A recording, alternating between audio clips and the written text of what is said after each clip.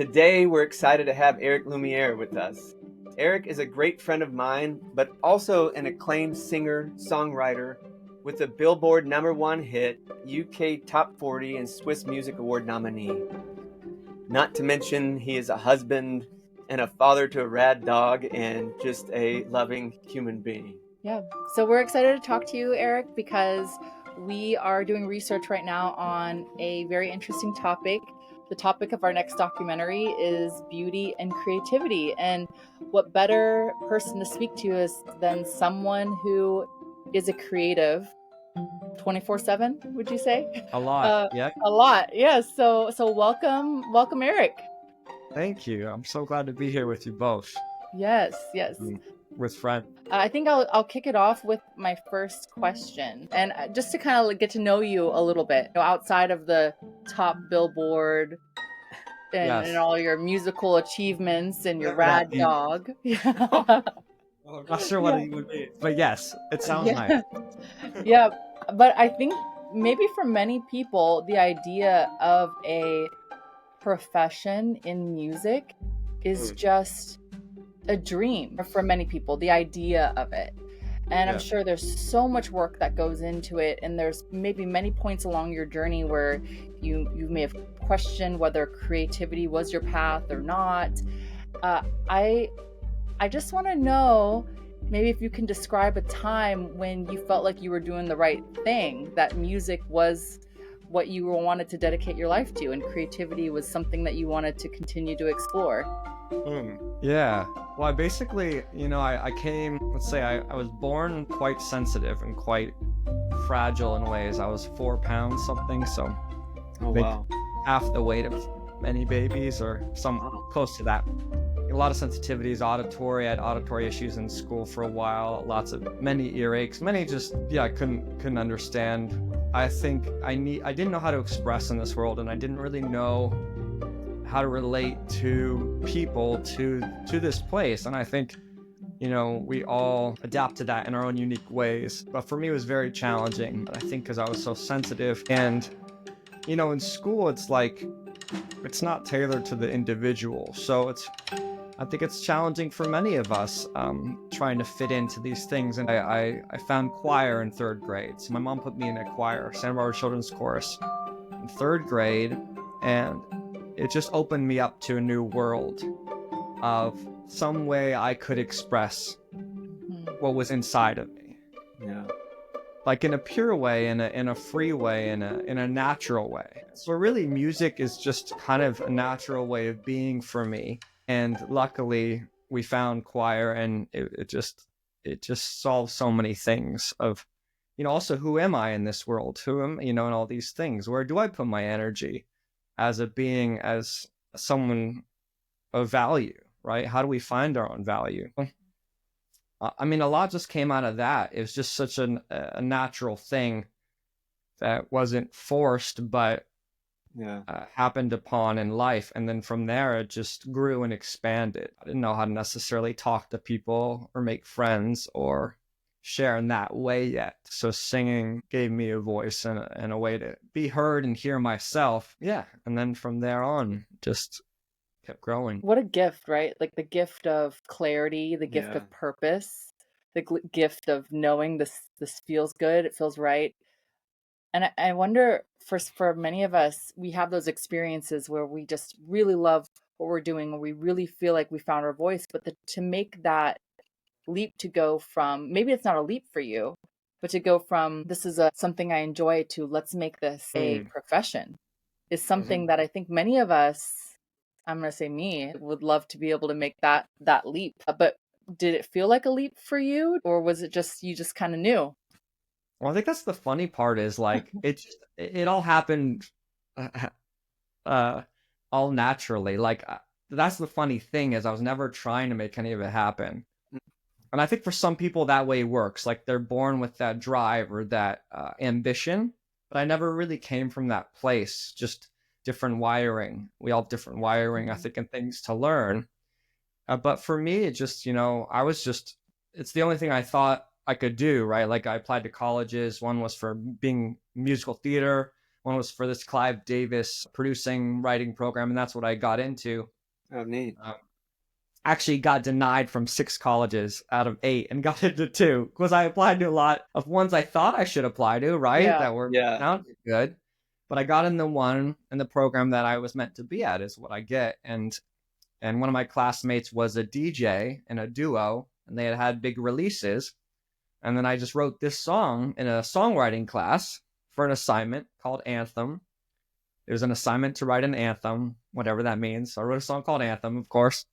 And they remixed it, and then that blew up. So in terms of like it becoming a business or anything, it was never even on my mind at that time. I mean, I think it will maybe on my mind, but I wasn't like actively pursuing, you know what I mean? Life just happened. Yeah.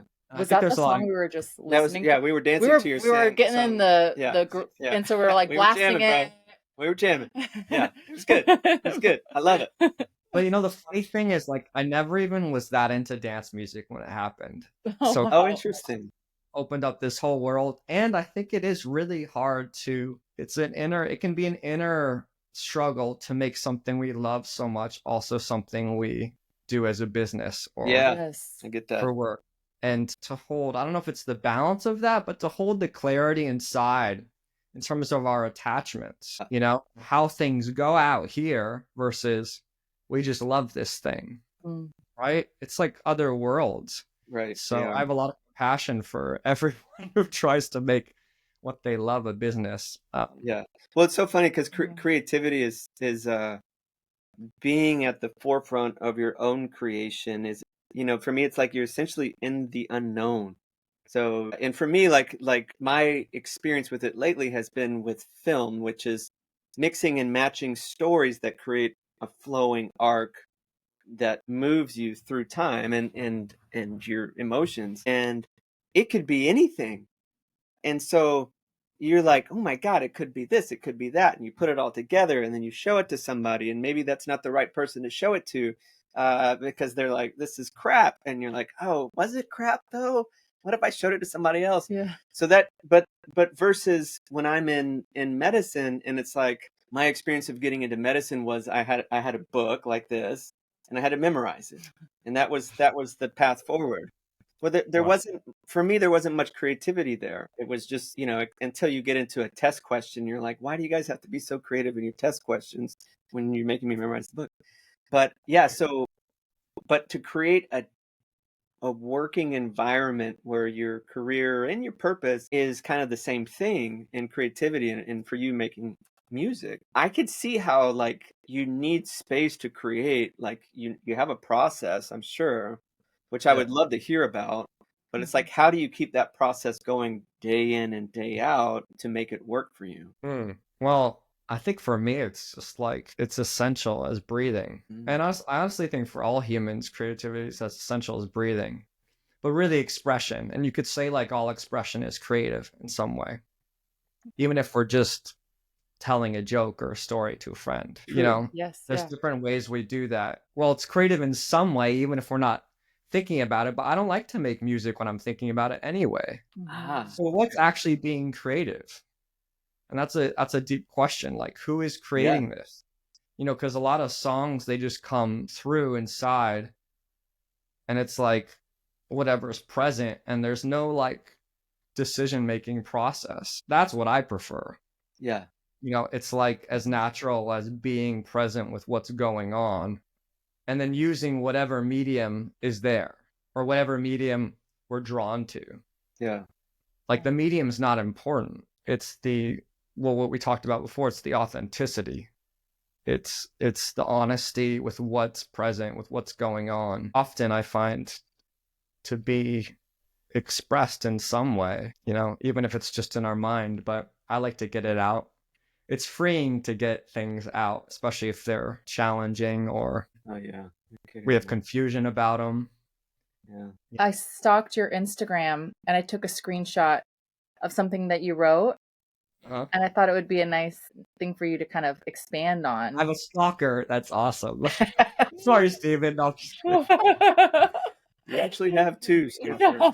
I'm like, he's the one who introduced. Yeah. He's like, check out this guy. Today.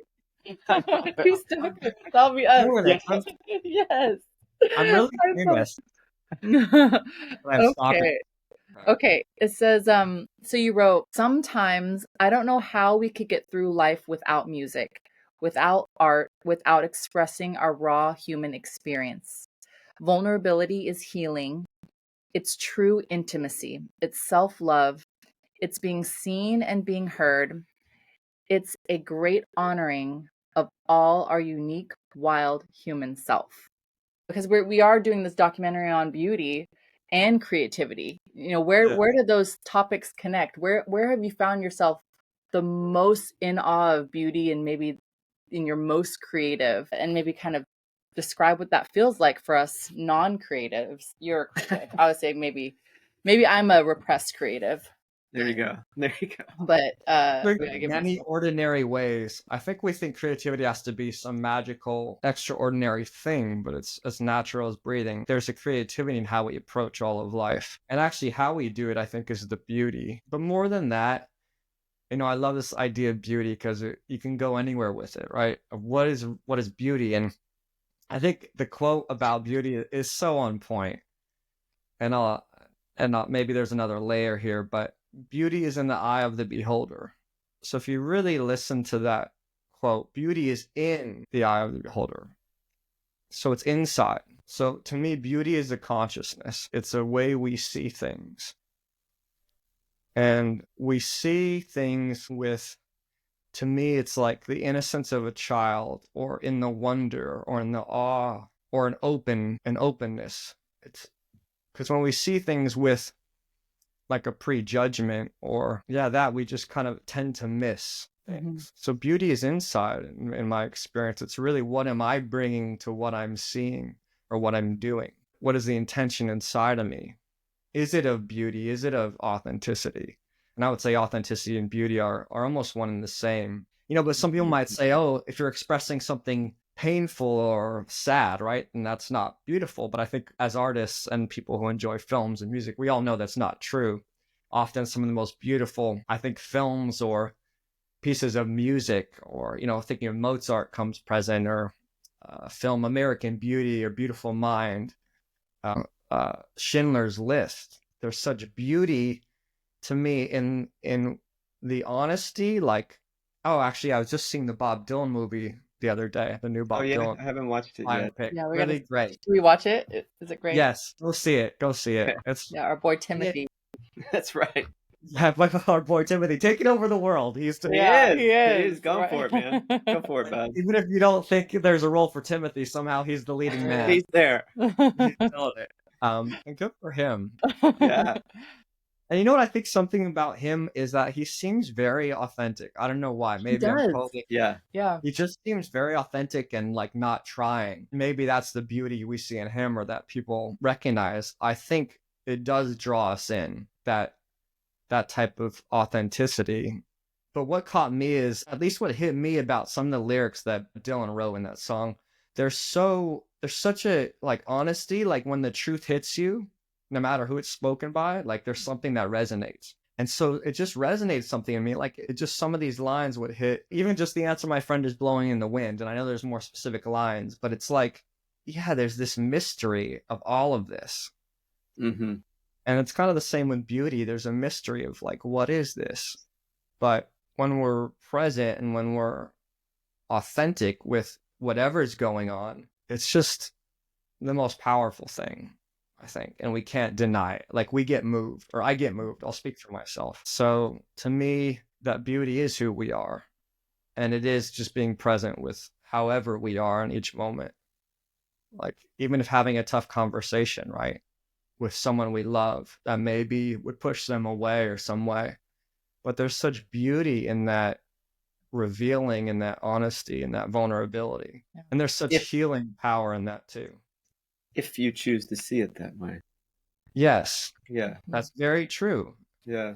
And that's why it's a consciousness, because a lot of people are locked in a way of seeing that they see through a filter. So it's almost like they can't see it without letting go of their way of seeing, Yeah, seeing through a filter, living through a performance, just I could see where authenticity could be the most beautiful if, we're interacting with most people in a professional setting, or in a place where we don't want to offend, or there's differences in opinion, or maybe there isn't safety, emotional safety in situations where it just becomes, it makes sense why it's so precious to experience moments of authenticity, because it could be scary to be so authentic all the time, which is another reason why people like you, who choose to do it as a profession,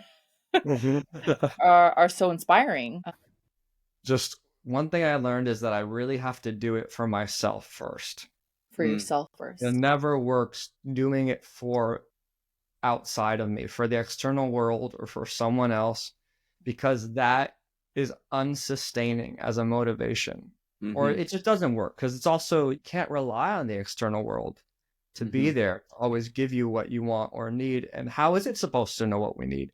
But anyway, it's like when I go play a show, I need to do it for inside of me first, or you might call it for my soul, or for spirit, or for God, or for that yearning inside that I love to sing. I love to express this way. And so I'm going to just do it because I really need to do it. It's like my way of loving myself, my way of loving others. And people come great, say don't great. But a lot of my songs are because I need to express this, regardless of what anyone else thinks. And I mean, if we look at our favorite artists and stuff, or I'll speak for mine, but it's often because people expressing because they got to, and because it's such a necessity, and it's so healing, it's healing. It's the best. Was that a hard learned lesson for you? Was there a moment where you went out on stage and you're like, I'm doing this for, what my manager said, or I'm doing this for what so and so? How did you learn this lesson so much so that you can live it now? I think I'm still learning it, and because I still get caught in the ideas of the mind that are like, you need to do it this way to get where you want to go, or where I think I should go, or where I think I want to go. But really, where I want to go is a place of honesty and truth and expression and authenticity inside myself in each moment. Because when I do that, I'm fulfilled. It's like all of this out here, when I'm doing it for anything out here, it's because I'm not fulfilled inside of me, because I'm in a lack of something. But I'm still learning that, it's still like my mind will make up things, but I'm so free when I just acknowledge that I'm just doing this for me inside of me, and it's a complete action. Because it's never complete out here. Like, you see all these people winning Grammys and awards, and tons of people who had the biggest successes and ever, they look so unhappy and so in lack, or like more and need more, because it's never complete. Yeah, right. It's never complete outside of us, and it never will be, and I don't think it's meant to be, because we need to keep going inside to find that. So yeah, still learning though, still very human, and but because of all that, it's also hard to motivate myself sometimes to go play, go, because I don't have that driver, or that need to be anything else or do it for others, that sometimes I get, lazy and in my comforts, in my familiarity. That's okay. That's my learning process. Yeah. I wonder if that feels very familiar to me too. Oh yeah, me because too. you realize. Is he talking about me right now? I know that. Yeah.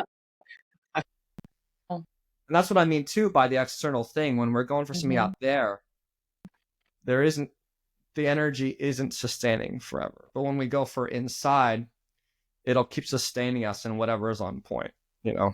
But that's great that you had that experience. Yeah, that's why I felt like, oh, you're just talking about my life. Yeah, I get it. So you can give me some notes. No, I'm just kidding. Oh yeah. No. We're all the same, man. We all have the same experiences through different forms and different ways, but it's really so human, all these things. One time, this is funny, I wanted to have an experience of dating, because I was never really a dater. Mm. There's part of me that just wanted to date like a really cute blonde girl, basically. Like some part of me wanted to have this experience for whatever reason, right? Ridiculous. And I had that experience, and then I was like done, and I don't need to date anymore. But there was something inside of me that was like the curiosity or whatever, Yeah, and wanted curiosity. to have this experience. Yeah. And there's a wisdom. I think there's a wisdom if we can have the experience and then let it go, like not have to keep repeating it, especially if it's not something that's really that meaningful, Yeah. or that soul fulfilling, heart fulfilling. But it's just one of those funny things where like part of me wouldn't Yeah. have that experience. Like, Right. Right. Wait, I have a question about that. So you just don't date. no, it was all Well, my he's married now. Well, oh, What? right. But then like how did you get Yeah. to being married if you didn't date your wife? I think That's you funny. That's a Yeah. funny question. What does that mean? Yeah, what does that mean? Oh, you were just going on a date just to go on a date. go on a date, knowing it wouldn't go anywhere. Experience that everyone has, like, oh, this Yeah, is like I'm that dating. sounds so exciting and everything. Yeah. I'm in the dating pool kind of thing. Yeah, instead of just the Yeah. natural process, like meeting someone through, or Mm. just like, like in high school, we were, having parties and just ended up together. You're like, oh, but there wasn't any like dating process. Yeah, I got you. Yeah. I see. Yeah. I see. Even Yeah. my wife, There we you were like were. best. What do you say? All of a sudden, there you were. Yeah. Who is this What? person? Wait, you're my girlfriend? You're my boyfriend? How did this happen? I mean, we all have different experiences, like, Yeah. whatever. Yeah. All Well, good. Nina and I met on Bumble. Yeah. We met online. There you go. Yeah. So it's And perfect for you guys. yeah, it was beautiful. But most of it was not. Not the dating of me and Nina, but the experience of dating, which you can do on an app these days, was similar to your experience. It sounds like it's like, okay, I'm dating, but it's not really in my heart to do this. But there's probably a lot of learning of like what we don't want through that process Yes. too. Which is also good. It's also valuable. Even if it's like, that was horrible. Yeah. No, it's funny because I did have to learn those values. I had personal problems with that, and what are my values? And then I swear to God, as soon as I stood up for what my values were within a relationship, then Nina showed up. Not that we're getting off topic, totally off topic here, but This is good. It's interesting though. It's interesting. But I think it's the same way if like, let's just bring it back to creating creativity and beauty. You stand up for what you want, you stand up for what you believe in. I think it does show up once you arrive at that clarity that it's, whatever powers that be seem to suddenly align, and then that thing that you've been that's been inside of you that wants to come out does come out. But it's like there's that clarity part for me is important. Maybe not what the end product is, but that desire and the want and the direction and where you're heading makes a huge difference for me. Yeah. But maybe in that way it's all aligned. Yeah. And there's beauty in all of it, because I think we often judge the negative experiences as less than or not of value, but actually they give us a lot of greater clarity and teach us what works and what doesn't. And so it's like maybe everything out of alignment is really giving us the experiences we need to allow the greater alignment of life and our hearts. Mm-hmm. And find out what authenticity really is, and how to listen to those voices, and how to be present with ourselves, and in the messiness, and in the uncomfortable feelings, and in the expansive, joyful, beautiful feelings. But Eric, I want to talk about this one thing with you. And it has to go back to those, like, listening to those voices. And we've talked about this in over the years, but deciphering whether your path out there is deeply egoic or just a little bit egoic, or is it, how do you get to that place where you're really allowing spirit, or you're allowing grace to actually come through you? How do you know? Yeah, How do you know? what are do the voices Oh, sound that's different, or like how do you know which is which? It's funny. In the most practical way, like one answer is it just feels really good. Mm, Not as in a way like a surface level way. It's like it feels full. It feels like a fulfillment of like being present, being human, being seen and loved and heard by myself first. yeah. Yeah. Um, like an intimacy. But in terms of like spirit, it's like, well, I think often more than not, it's because I'm not in my mind. I'm not thinking about it. I'm not lost in that train. I'm not trying to be anything. I'm not trying to perform or persuade, or I don't have an agenda beyond being present, beyond expressing my heart, beyond this process of loving myself and sharing what's present. And often it's like I don't often necessarily realize it till after or something because it's such a sometimes I'm aware when it's happening of just the power that's going on or the energy. Like I sense energy a lot, and it's it's a sense of surrendering to something greater than. So I think if you want to get out, if you want to get beyond the ego, while the ego's still participating, because I'm still here, I'm Mm-hmm. still the one singing or right or whatever it is. So ego's involved, but there's an opening to something greater. And it's kind of like, well, I think that mystery we kind of talked about. The answer, my friend, is blowing in the wind. Mm-hmm. So the mind's never going to catch that, Mm. and we have to find the way to be open to catch what that is. And I think that's different for everyone. Yeah. But this doesn't feel like even when I hear you talk about, this is for me, and I'm not worried about, what anyone Yeah. else's input, but it doesn't feel like a selfish thing when you talk like that. It's not a I selfish know. thing, but yet there is a me like involved in it. Yeah.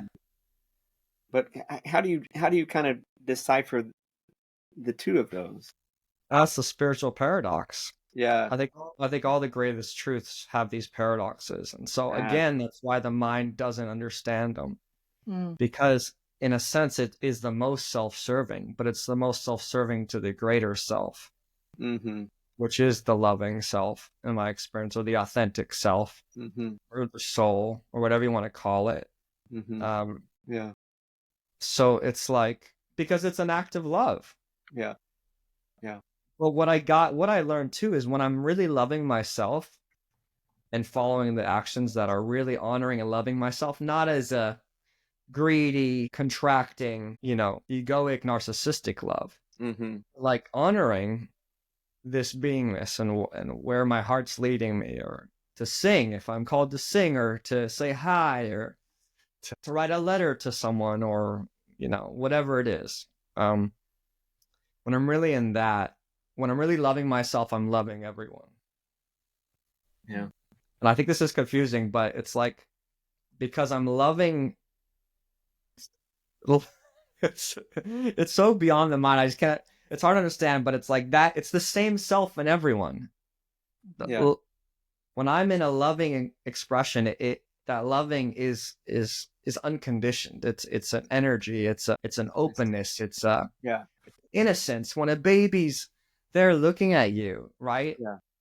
You think they're just like, I'm just loving this one person, but everyone else I'm against. No, it's total openness. Mhm. Yes. Just total presence and total lack of againstness. Yeah. Mhm. Yeah. So I don't know if that answers anything, No, but it's awesome, man. it's like sometimes we do these things. Like my friend, he serves a lot. He does a lot of service. And he's like, it's the most selfish thing. When I'm loving and serving the one in front of me, I'm healing myself. I'm serving that part of Mm-hmm. myself. Yeah. So it looks like the most unselfish thing, but he's also like, it's also the most selfish thing in terms of his greater growth and expansion. The paradox. Yeah. So it's, yeah, Whenever I hear that, as far as, being of service to others is also just so healing to ourselves. Whenever I hear that, I always just think, what beautiful creatures we are that are built this way, that are built to feel most full when we're in service to others, feel most that we're most loving when we're loving ourselves. It's just almost like uh just like a perfect design.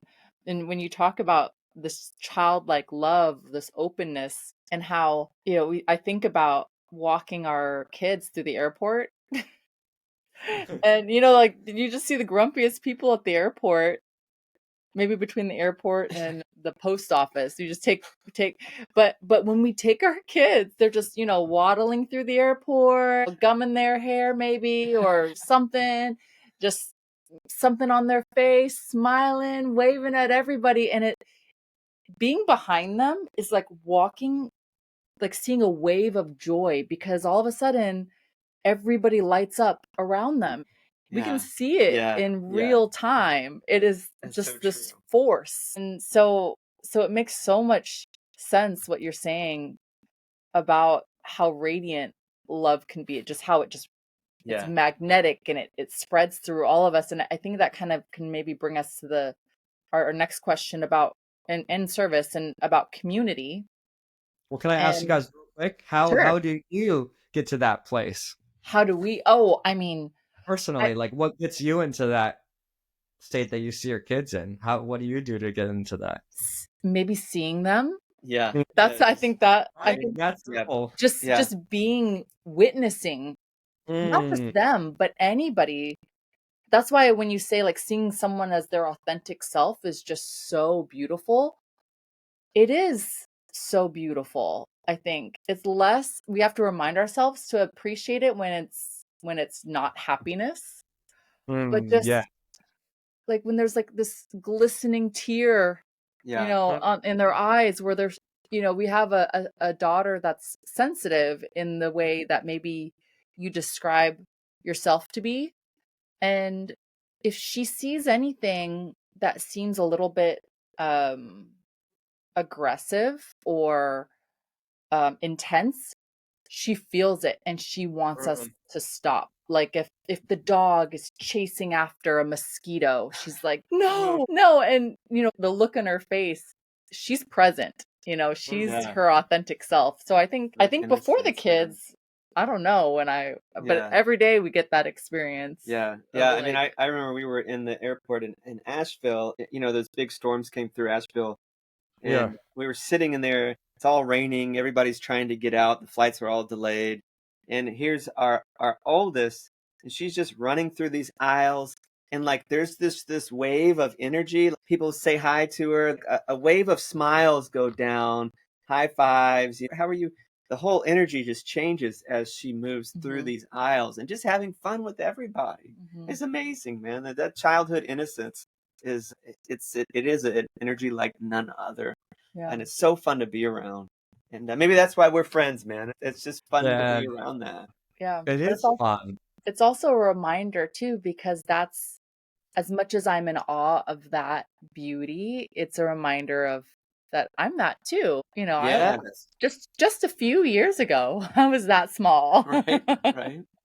We never lose it. I think people think they lose it. We just get conditioned or Conditioned. hide it. We get like, shells and layers, but it's Yeah. never Yeah. lost. And I think people need to understand that. And like, look at a child, like they're living the most selfishly in some ways, if you could think of that. They're Mhm. doing whatever is present. They're Right. totally Yeah. present, totally authentic with however they're being. I mean, of course, later on, maybe there's different levels of selfishness, but we're talking about in terms of just being, not caring about what other people think or perceive about them or how they even perceive about them. Mhm. There's Yeah. such an openness and a Yeah. freedom in that. Yeah. And we love it because it's who we are, Right. Yeah. That's great. Yeah. But I want to ask you about a community. I also, from stalking you on Instagram, I see that maybe this is the friend that you're working with. There was kind of a service oriented element to your music. I don't know if you were performing at an event or was it and maybe the proceeds went but it seems like you're involved in your community. You're in service to your friends, for I'm pointing at myself, like, hoping that I'm your friend too, but definitely Steven, Yeah. by being on this podcast. You are, definitely. I'm wondering where, in your mind, where your creativity and community kind of connect for you. Well, I think like that beauty when we're expressing that authentic expression, creativity, which is beautiful, that it draws people in and it draws people together. Because again, like that child running in their freedom joy, it's an essence of who we are. It's a soul quality. It's like it's a part of our natural beingness. When we're in it, it's like we resonate each other. It's like, what? I want that. Wait, I am that.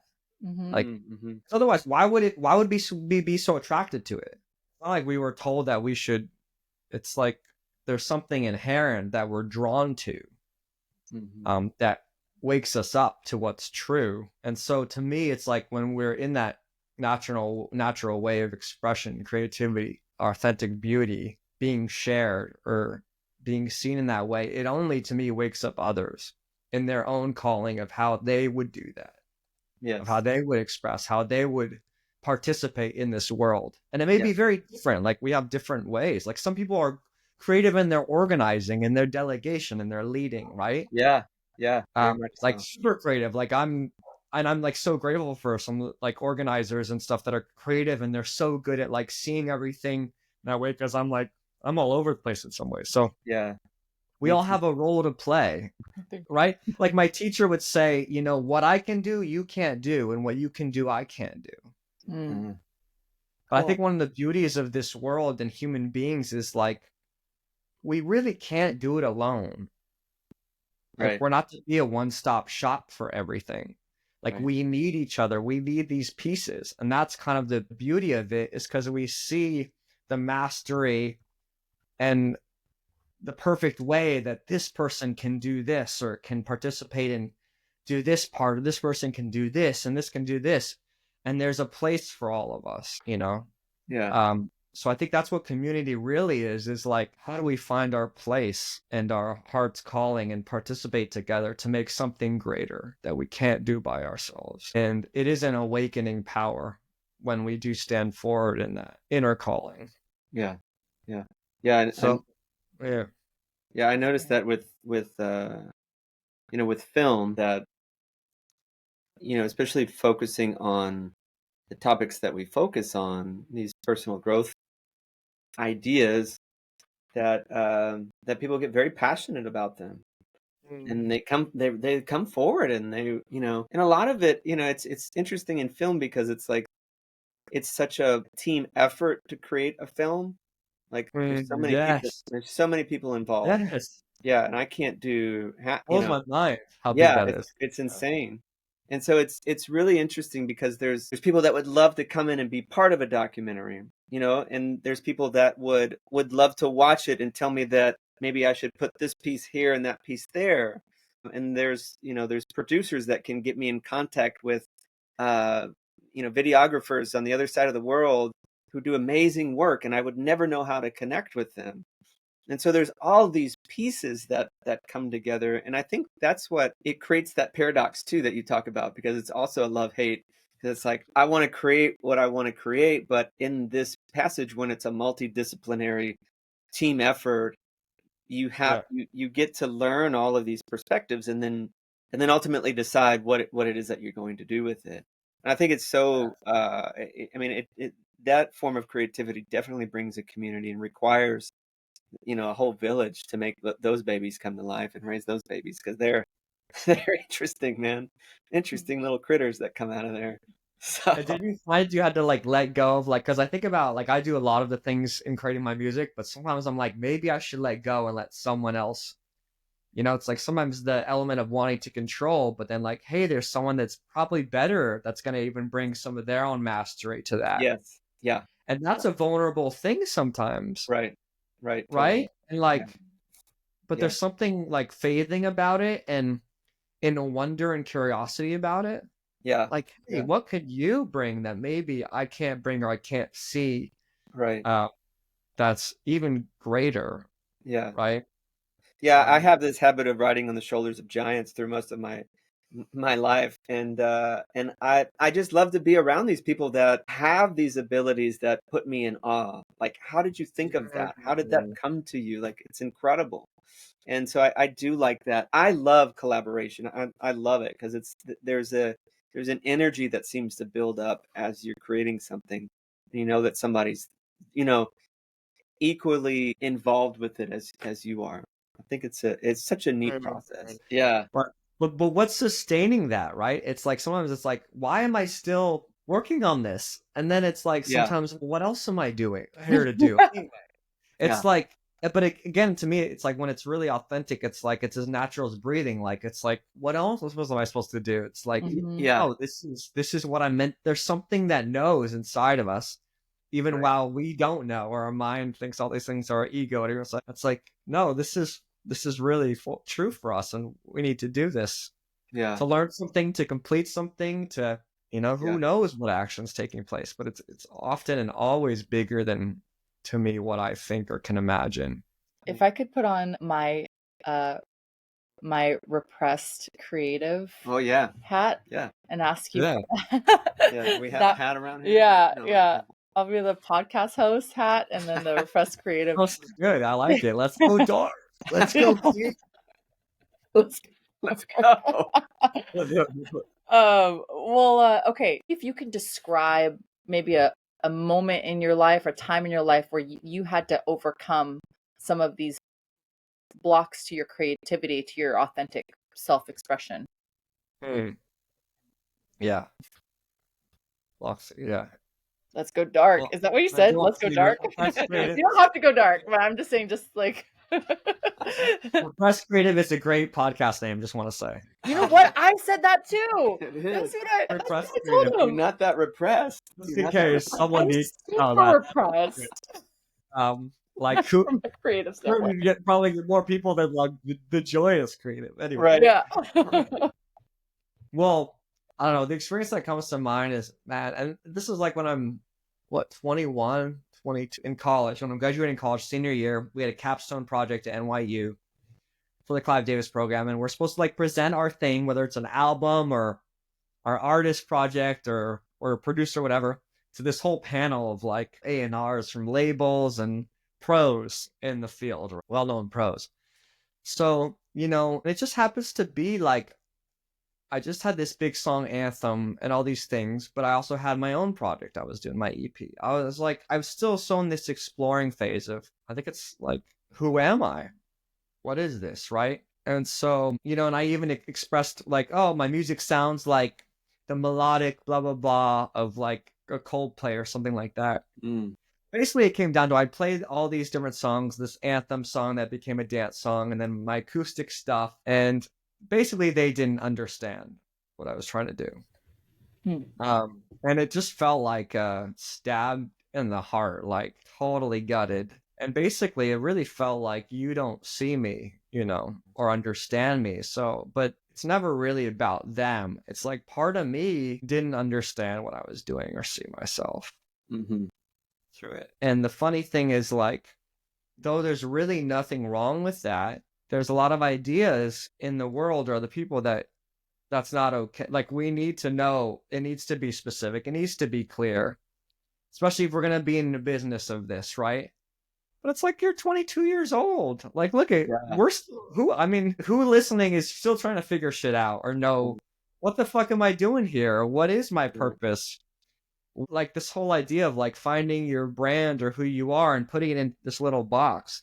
But it's basically like, it was just really a hard moment of like, who am I? Why am I doing this? And I ended up crying during this thing, a 22-year-old in this capstone project, because I was just so like hurt by this feeling of like, because I'm putting my heart out there with some music I really loved and put all my energy into. There was no reflection of that back. It was just like, you don't know what you're doing. And even if that's true, but it's more like that they didn't see the beauty that I was expressing, the authentic beingness. And so, because I still believed that their reflection was important, Yeah, right. I felt that. Right. But I basically had to really learn, I'm still learning just how to, acknowledge. And again, it goes back to doing it for myself because there is no reliability out there. Yeah. Everyone you ask is going to think or perceive in a different way. Yeah. Yeah. And that's why like feedback also for projects is such a crapshoot, right? Yeah.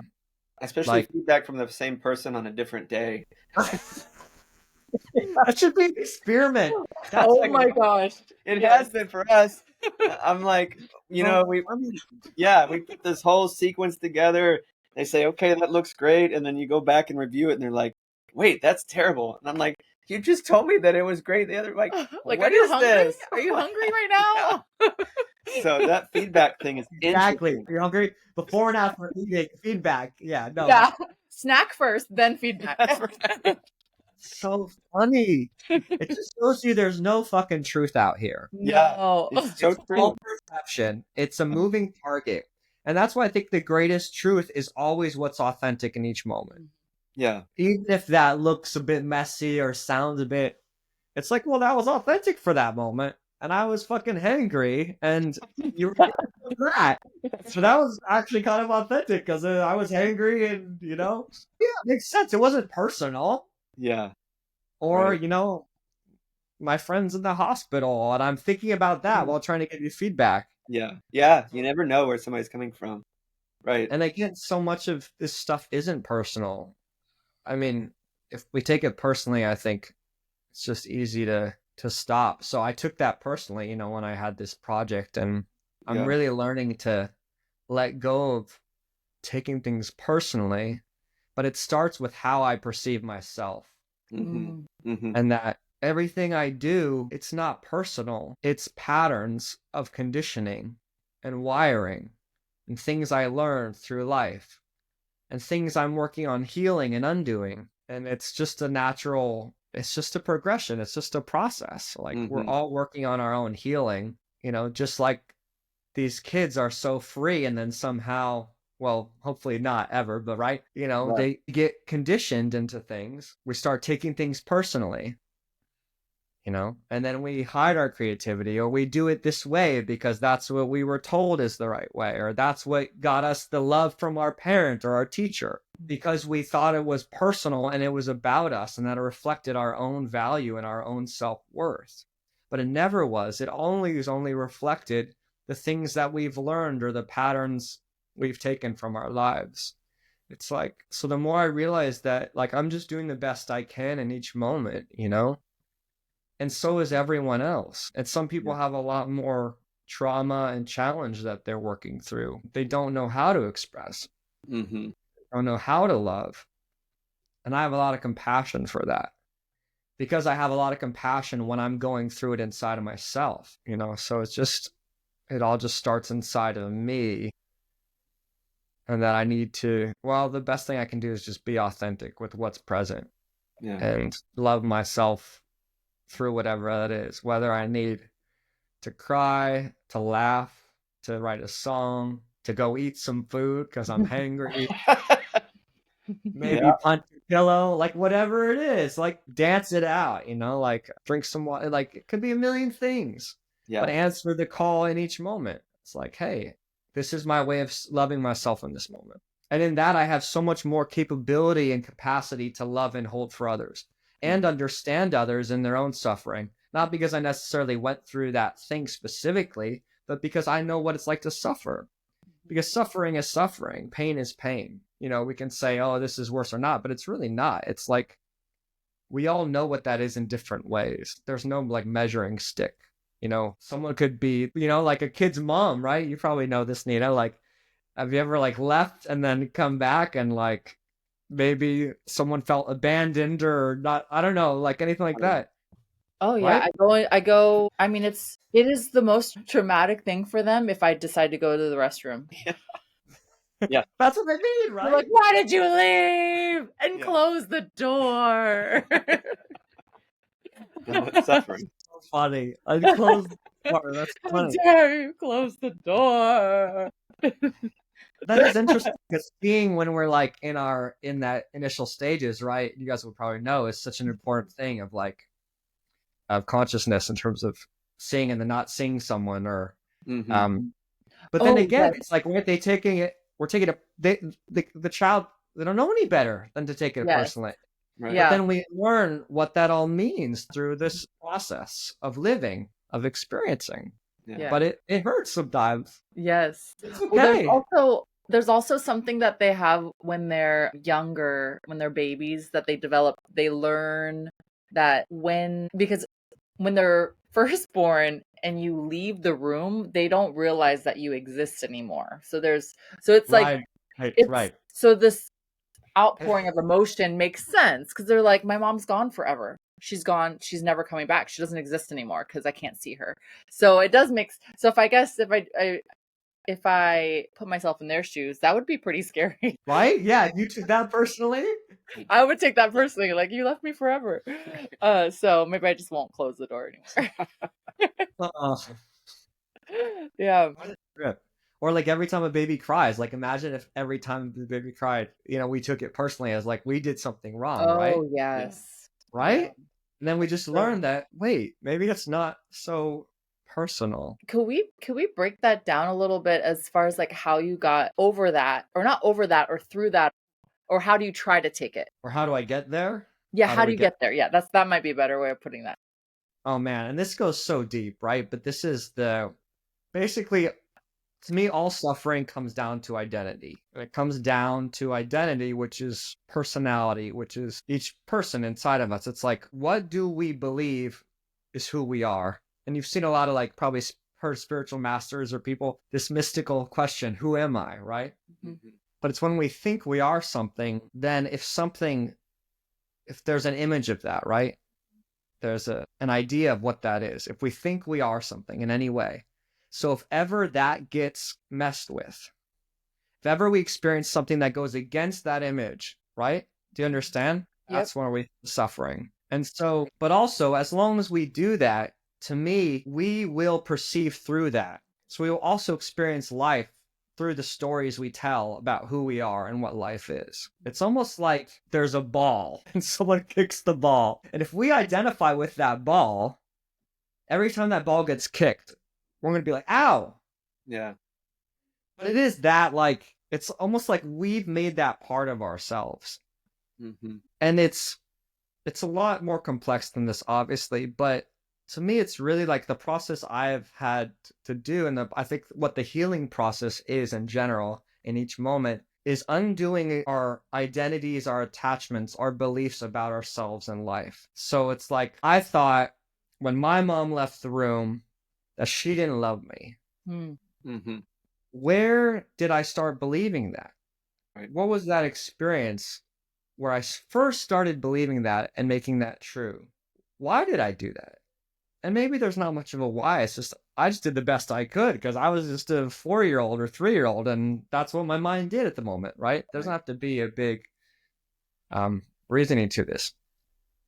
And how do I let go of that? But it's more like often we do these things often because we make up the stories, we make up the beliefs because we want something. We want loving or we want safety. So it's like if I'm like, every time my mom leaves, I'm not loved. It's like, I want the loving. I want to experience the loving. I want to experience that I'm loved. Mm-hmm. So then to me, the rewiring or the healing or the letting that go is to give that part of me, the loving it was trying to get out there. The fulfillment I was trying to get through seeing my mom with me or through keeping her with me, from not leaving. I don't know if that makes sense or it gets a bit confusing. But it's like, so when I was presenting in college in this situation, sharing this music, I wanted to know that what I was doing was valuable. But more than that, I wanted to know that I was valuable, right?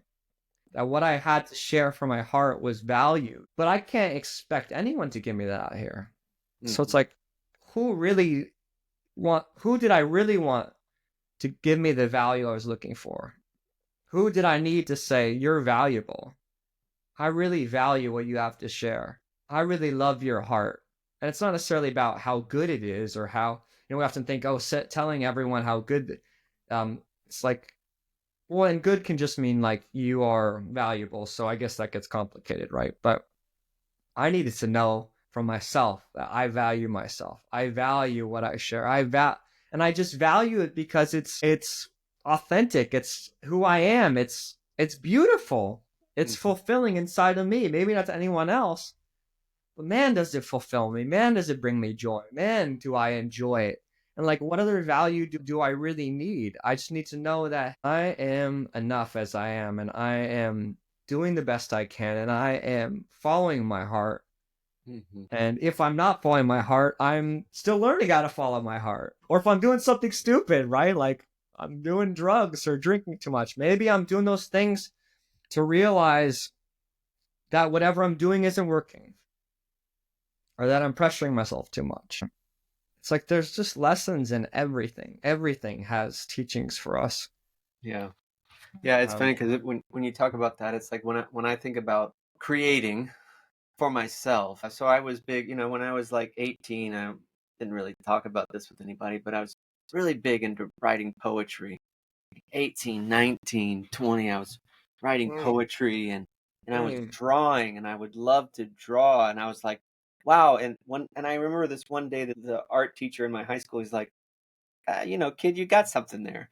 And I was like, oh wow, like there was some validation, but it was like, wait, I do. And then like I remember like I was drawing the Green Goblin from Spider-Man, Yeah. and I was like, oh wow, like I think that that's pretty good. I really like that. And so then I start going down this road of drawing, and so I'm writing poetry, I'm drawing, started to learn how to play the guitar, all in that period.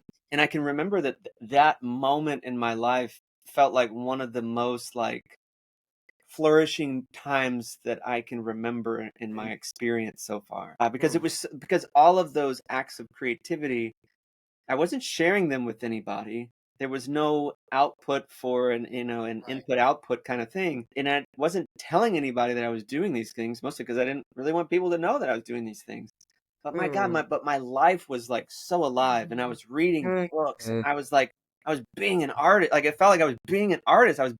That made me feel alive. So it's but I didn't do it for anybody else.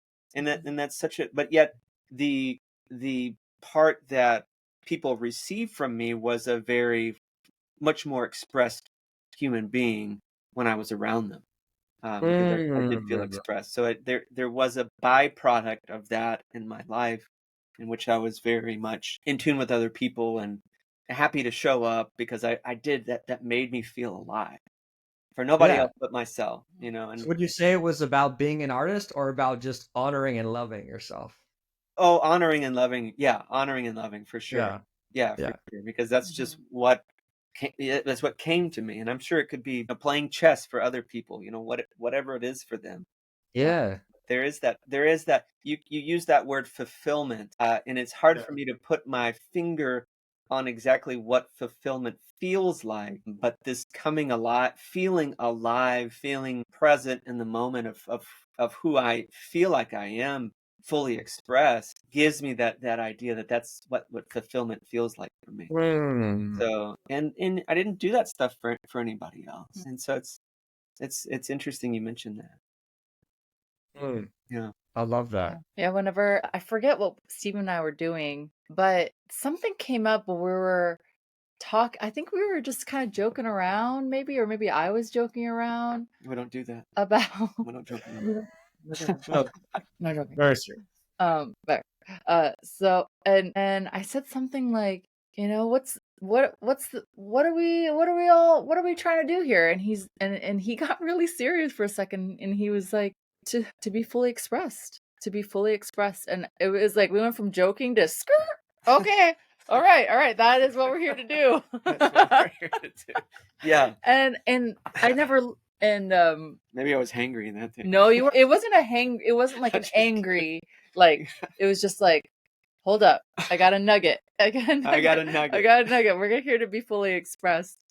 So I do think that like the way that you could be so loving to yourself was to is to be Yeah. fully expressed, Yeah. and to express through all these different medium. Like you say too, Eric, it doesn't matter what form you're creating in. It's all Yeah. connected to something. And it's funny because there's the Julia Cameron book, like The Artist Way. She's great. So Nina introduced me to that book, and she began to do it, and even when she was doing it, I noticed that she would be writing in the mornings alone, sitting outside drinking coffee, writing, and like that for her brought me alive. Mm. And they talk about people, like you have to have like you're dating your artist, or you're going on Your artist date. the artist date. Yeah. Yeah. And so you go out, but you go out alone. Everybody, kind of leave me alone. I'm going to go do this for myself. But I think that there's this great byproduct that comes from that, of everybody else kind of gets inspired. And I certainly feel it when she was doing her writing. I was like, wow, I'm feeling inspired. You're in the presence of an artist. Yes. But it does exude something. Yeah. When we do get into our creativity, it does exude something. It does give something back to the community. Mhm. Whether there's a product that some critic says is amazing or not, it's there is that feeling of someone else is creating, and I get permission for myself to be creative too, is what it kind of like feels like, or it brings you back to energy. Yeah. Yes. Cool. Very cool. And I think one of the things that kind of brings us together, and also as part of the L36 work, is just being really, really curious people. And I noticed that with you is that you're curious. You're always, every time you're like, it seems like you're working on things all the time. You're working on something within yourself. You're working on projects.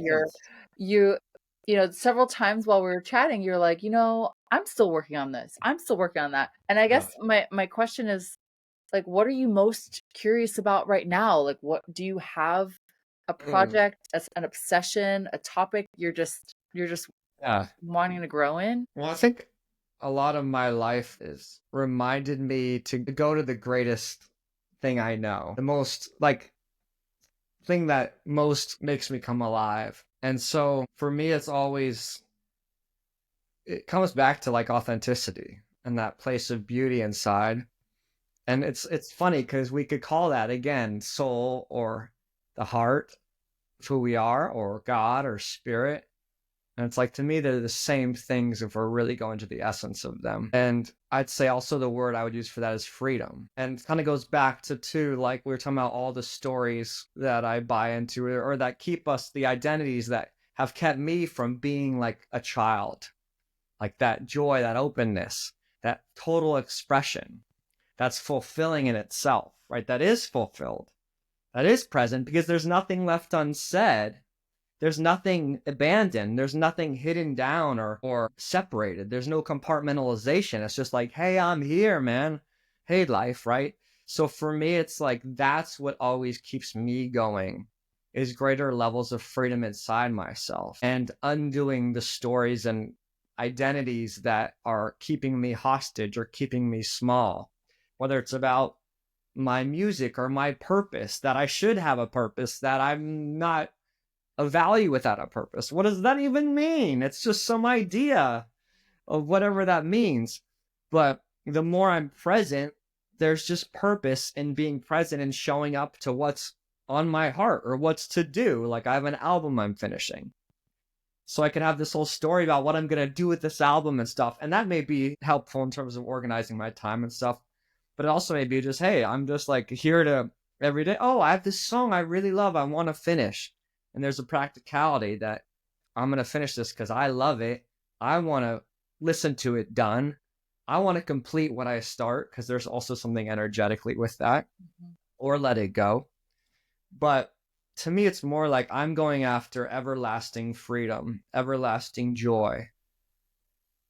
That to be in that consciousness inside myself, that while I'm a person, I'm not necessarily taking it personally, this life.